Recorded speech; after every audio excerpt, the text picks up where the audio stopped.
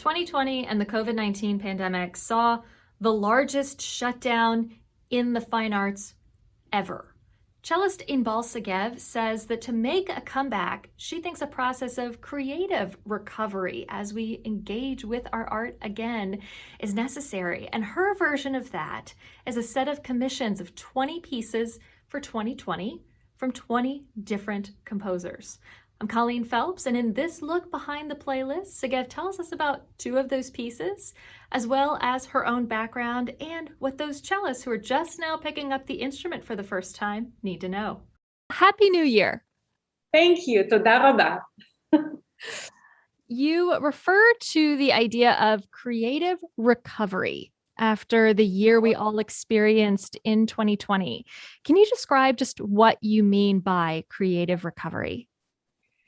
Well, we've all been at home for so long, and especially for performers, we crave that interaction with the audience, and we need to keep creating. So I know it's through recordings that we're getting to the audience, but still it is recovery, both financial, hopefully, for some people helpful, and mostly artistic. So getting back to being yourself. Yeah. Did you feel more like yourself as you sort of started this process? Definitely. After a few months of not performing, I was rehearsing with the Brooklyn Writer Quartet. It was really refreshing. Just the energies that we need from other performers, you know.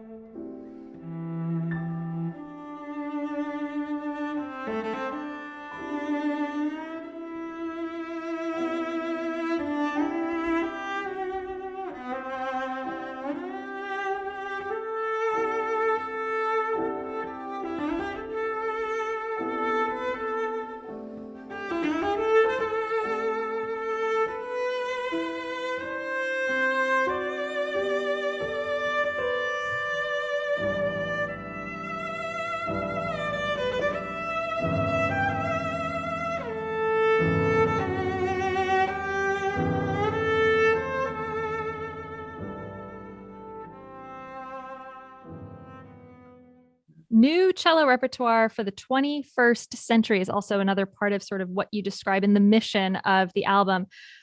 What do you think is coming for the cello? I mean, I guess we're 1/5 of the way through the 21st century, but what do you think is coming for the cello in the rest of the 21st century?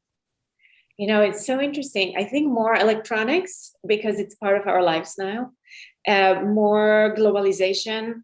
Everything is one. We're all one. You go to Spain, you go to Starbucks, you go to probably Afghanistan soon, you'll have a Starbucks. I don't know.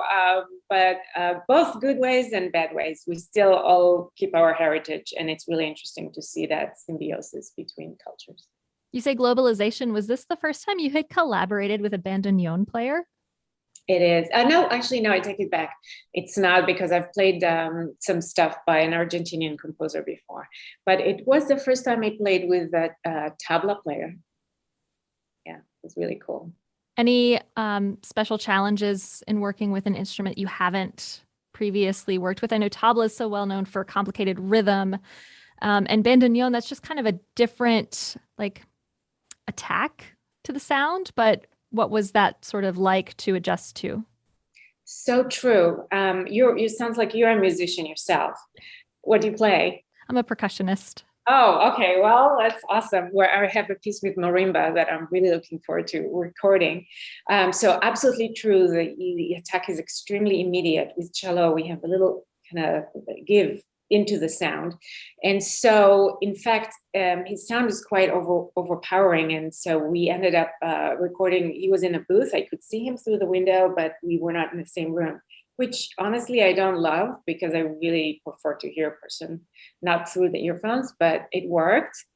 With the tabla, it was more of a rhythmic thing, a sense of rhythm. He was extremely agile and very clear, but still it was different than what I'm used to.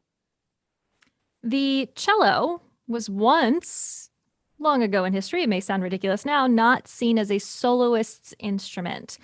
And now I think I get more cello albums in my inbox, at least than violin albums. So, with that sort of development, that means there's a lot of combinations of cellos now, and you have a cello octet.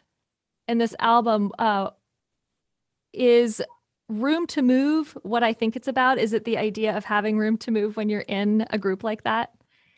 Actually, it was about having room to move during the pandemic and the quarantine. So you hear a lot of the pizzicatis that sound like echoes, like bum, bum, bum, bum. And so we're going to shoot a movie for that, which we're shooting films for all of the pieces. And the film would be in a big kind of warehouse type place that's boomy and echoey. And to show that, we all needed a place to move, we all were confined to our little apartments, and especially in Manhattan. My God. I was going to ask, in New York, did it feel especially confining, even just practicing in the same room all the time? Yeah, I mean, I didn't really practice for the first a couple of months. I very, very little. I mean, I think we're all kind of in a funk, and a lot of my colleagues are now just finally now really getting back to being in top form again. It was hard to motivate yourself. With all of this great cellist influence and all these cello albums, that often comes with a bump in students choosing that instrument. What is and this is the time of year where some kids are picking up their instrument for the first time. So what is your biggest piece of advice for a brand new cellist? Oh, that's a great idea. Find a really good teacher. It's super important. Find a group, like a teacher that will have recitals that you can play for your colleagues. And that's really always inspiring to hear more other students. And go to a violin shop, set it up correctly, don't try to do it all on your own. Commissions are a big part of your repertoire now, and especially with more on the way. What makes a composer a good collaborator? I think composers that are interested to see how the instrument works. I mean, the best composers I've worked with have a cello themselves, and they've tried to work things out, or they have enough experience writing for cellists. And there's composers who are open to hear. My thoughts are great, but I think it's mostly like if they're curious to really learn about the cello and what it can give. You grew up in Israel and came to the United States at 16. How did the experience of moving internationally and even traveling internationally at a young age, like you did for performances, shape the artist that you are now, including this very international group of commissions? We say what doesn't break you makes you stronger. So it was a really tough time in my life, but also a great time for a great opportunity. I would say it's like a Cinderella story. I come from a very low middle income, more to the low than the middle income family, single parent. And there was no way I could learn at Yale University with my background. And here I had a great break. I played for a cello professor who invited me to come to the States to study. And, I'll be forever grateful for that. It definitely affected the course of my career and my life in a big, big way. 20 for 2020, featuring cellist Inbal Segev, is available wherever you stream music, and you'll hear some of it on 90.5 WUOL, Classical Louisville.